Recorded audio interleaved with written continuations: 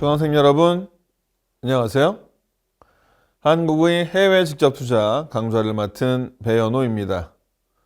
이번 강의는 마지막 12번째 강의로 한국의 해외 직접 투자 2라는 주제로 한국의 해외 직접 투자에 대한 기업들의 실제 사례를 중심으로 강의를 진행하겠습니다.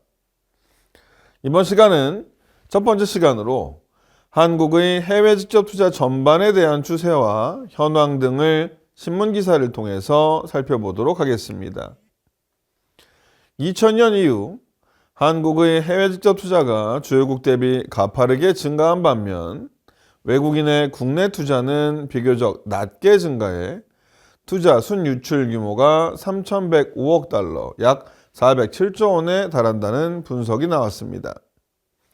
여기서 해외 직접 투자는 아웃플로우 FDI, 즉 한국이 외국으로 투자한 직접 투자를 의미하고 외국인 직접 투자는 인플로우 FDI, 외국 기업이 한국에 투자한 직접 투자를 의미합니다.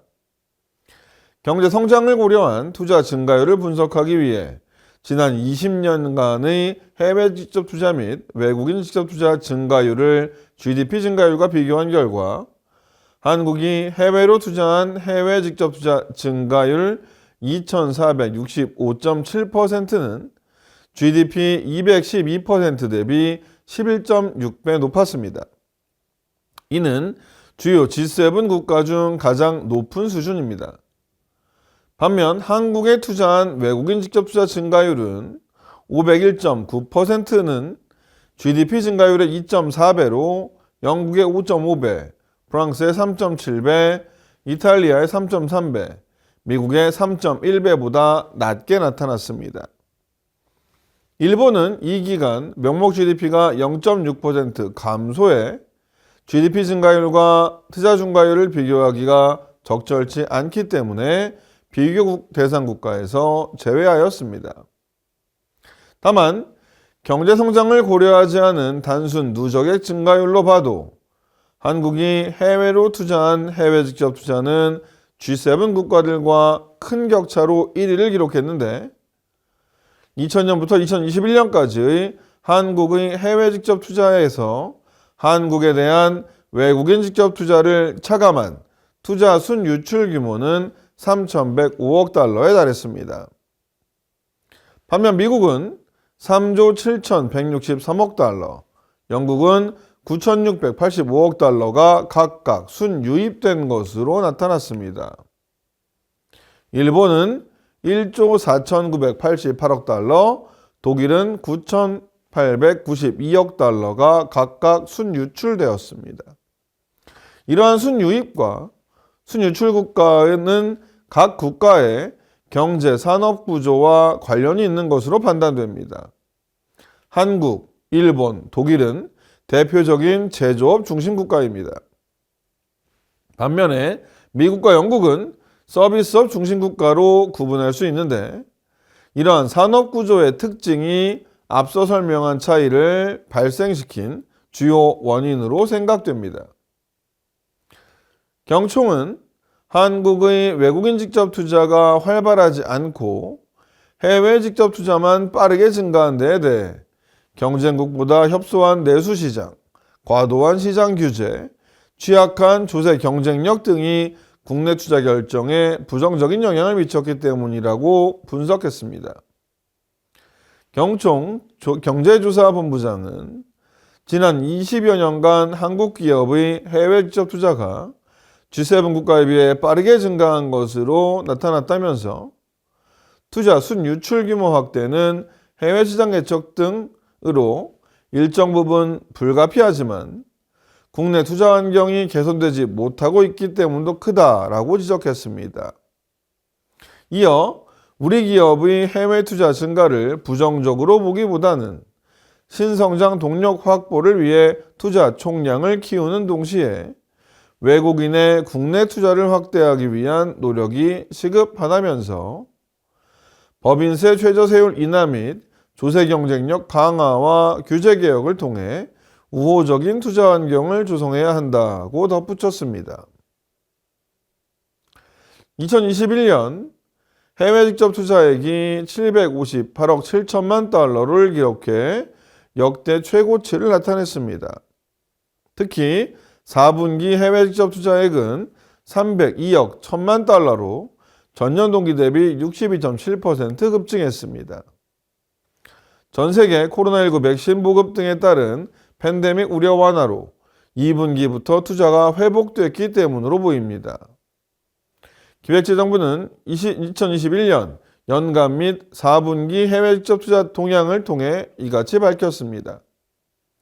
총 투자는 2020년 571억 3천만 달러에서 32.8%가 늘었습니다.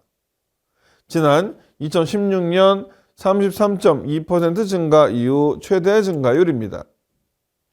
총 투자에서 회수를 제외한 순투자는 584억 2천만 달러로 2020년과 비교해 38.1% 급증했습니다.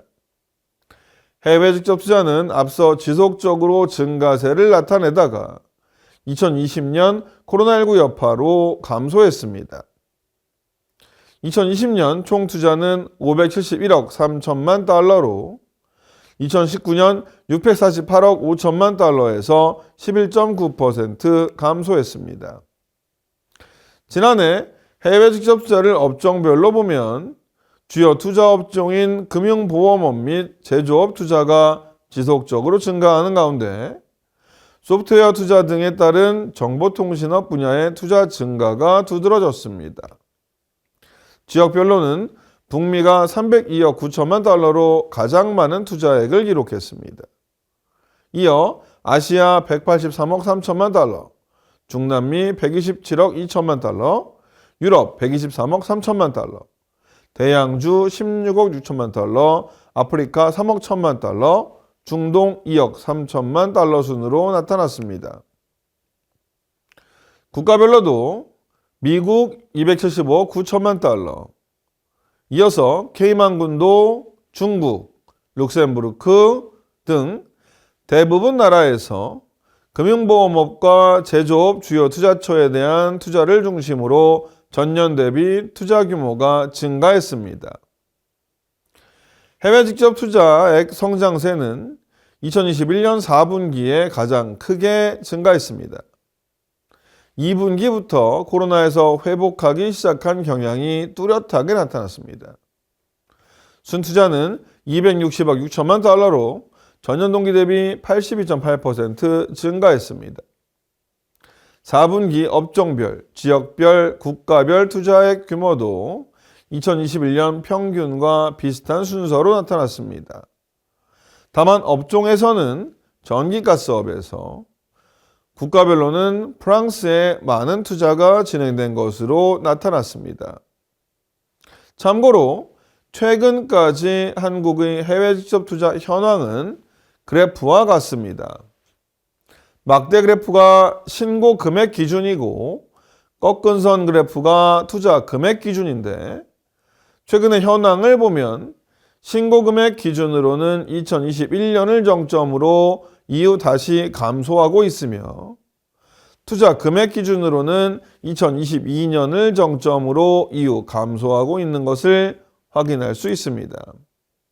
또한 최근의 기사에 따르면 기존에도 가장 많은 비중을 차지하고 있던 북미 지역에 대한 직접 투자 비중이 더 증가하고 있다는 점을 확인할 수 있었습니다. 국내 기업의 인수합병이 세계 주요국 G5에 비해 41% 수준인 것으로 나타났습니다. 한국경제인연합회는 이러한 기업 간 M&A의 장애물인 각종 규제 완화의 필요성을 지적했습니다. 정경련은 최근 10년간 이루어진 미국, 영국, 프랑스, 독일, 일본 등 주요 5개국과 한국의 M&A 현황을 분석한 결과를 발표했습니다. 각 국가의 매출 100대 비금융기업 M&A 실적을 비교하는 방식으로 진행된 이번 조사에 따르면 지난 10년간 국내 기업의 M&A 건수와 금액은 각 1,063건, 2,737억 달러, 약 327조 5천억 원으로 집계되었습니다. 같은 기간 G5 기업의 평균 M&A 건수 2,598건과 금액 1조 933억 달러, 약 1,308조 원에 비하면 각각 41%, 25%에 불과한 규모입니다. 각 국가의 상위 100대 기업을 조사한 결과인 만큼 한국과 주요 5개국 간 경제력 차이를 고려하더라도 좋지 못한 성적을 보인 셈입니다. 정경련 조사 결과에 따르면 G5 국가 중 과거 10년간 가장 많은 M&A를 성사시킨 나라는 미국으로 3,350건이었습니다. 이어서 일본 3,202건, 프랑스 2,764건, 독일 1,967건, 영국 1,707건이 그 뒤를 이었습니다. 금액을 기준으로 보더라도 미국이 2조 8,815억 달러, 약 3,448조 원으로 독보적인 1위를 기록했습니다. 이어 일본 8,847억 달러, 영국 6,407억 달러, 독일 5,336억 달러, 프랑스 5,262억 달러 순으로 나타났습니다. 한국의 M&A가 G5 국가보다 부진한 원인으로는 유망 중소벤처기업이 M&A를 통해 대기업 집단으로 편입되면 지주회사 규제, 계열사 간 지연행위 금지 등 제약 요인이 생기기 때문인 것으로 분석됩니다. 이 같은 각종 규제가 M&A를 저해한다는 것입니다. 경제계는 국내 기업의 M&A 활성화를 위해 지주회사의 자, 손, 증손회사에 대한 의무 보유 지분율 규제 폐지, 일반 지주회사의 손자회사 이하 단계에서도 기업 주도형 벤처 캐피탈 설립 허용, 외부 자금의 CVC 펀드 투자 한도 폐지 등이 이루어져야 한다고 주장했습니다. 정경영 관계자는 G5가 M&A에 적극적인 것은 최근 M&A를 통한 신산업 진출이 유행이기 때문이라며 국내 기업도 적극적인 M&A를 통해 신산업 분야에 진출할 수 있도록 관련 규제를 완화해야 한다고 강조했습니다. 다만 제도나 정책적인 부분에만 어려움이 있는 것은 아닙니다. 기업들이 M&A 대상 기업 다각화를 위해 노력해야 한다는 지적도 나왔습니다. 이번 조사를 통해 국내 기업들은 지난 10년간 산업재 위주의 M&A를 통해 외형적인 성장을 도모한 것으로 나타났습니다.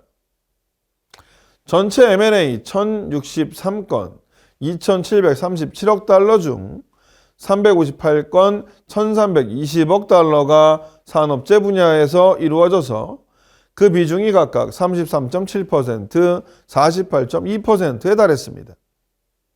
이는 중공업, 제조업 위주로 이루어진 한국 기업들이 신산업에 적극적으로 뛰어들기보다는 기존 산업군에서 몸집 불리기에 치중한 결과로 풀이됩니다. 이처럼 국내 M&A가 산업재 분야로 쏠리는 가운데 전 세계적으로 신산업으로 주목받고 있는 헬스케어 산업 분야에서는 단 한 건도 이루어지지 않았다는 점도 눈길을 끄는 점입니다. 미국 기업들이 지난 10년간 건수 기준 22.5%, 금액 기준 30.2%의 M&A를 헬스케어 분야에서 진행한 것과 비교되는 기록입니다. 규제 완화 등의 정책적 노력뿐만 아니라 M&A에 대한 기업들의 도전적이고 적극적인 자세가 필요하다고 할 수 있습니다. 이번 시간은 한국의 해외 직접 투자 전반에 대한 추세와 현황 등을 다룬 신문 기사를 통해서 관련 내용을 살펴보았습니다. 다음 시간은 한국을 대표하는 기업인 삼성과 LG를 중심으로 이들 기업의 해외 직접 투자를 살펴보도록 하겠습니다.